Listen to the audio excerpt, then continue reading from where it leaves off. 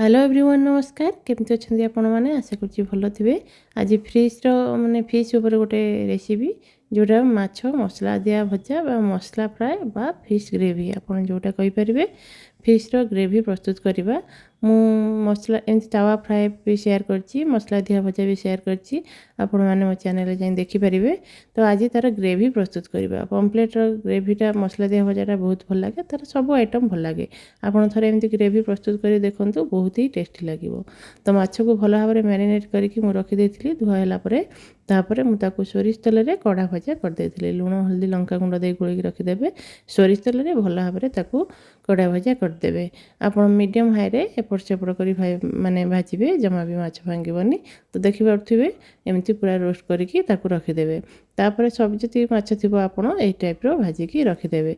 तापर माने माछर ग्रेवी प्रस्तुत करने को आम माने मसला बाटिकी रखिदे अदा रसुण मसला बाटिकी रखिदे। तापर पियाज माने से तेल रे टिके जीरा तेजपत्र आ कटा होता पियाज को देकी पियाज को भल भाव में लाल हाँवाई छाड़देवे। पियाज टिके लाल हो आसिले तादरे आम काटी रखि कंचा लंका आ कि टमाटो देदेबा ताकू टिके भल भाव में भाजीदेवा। ये तेल रे आप माने आमर जहाँ बेसिक मसला लंका गुंड हल्दी गुंड लुण आउ धनिया गुंड जीरा गुंड यही टाइप देदेले मसलार कलर टी भल आसे। आप सिम्रे रखिदेवे जाड़बेनि ताकू मैंने पोड़ीज ना। तो मसला जो आम बाटिक रखि अदा रसुण पेस्ट ताकू यही समय देदेवा ताकू भल भाव में कषा छाड़देवा।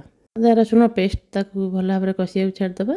ताकू टिके देखिपे तेल आप कढ़ई छाड़ी आसिले जानवे मसला टी कषि होगा बोलिकी मसला को भल भाव में टिके एमती कषिदेवे माने अदा रसुण बास्ना जावाई मसलाटा कषिदेवा।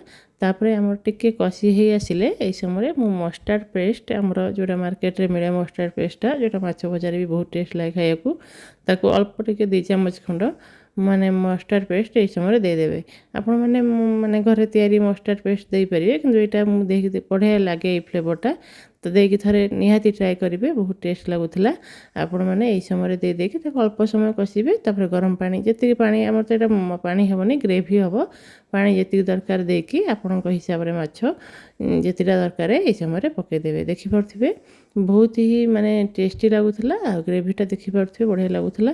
आपण गरम गरम भात सहित सर्व करेंगे बहुत ही भल लगुला। आपन को रेसिपी केमती लगिला निहाती कमेंट रे जनइबे। आ यूट्यूब रे देखुथिले सब्सक्राइब निहाती करदेवे। इंस्टा फेसबुक रे फॉलो करिया को भूलिबे नहीं। हाँ आपन को ये रेसिपी केमती लगिला निहाती जनइबे। माछर बहुत भेराइटी मो रेसिपी आनिबी आपण माने निहाती देखंतु। रोहुची नमस्कार जय श्री जगन्नाथ।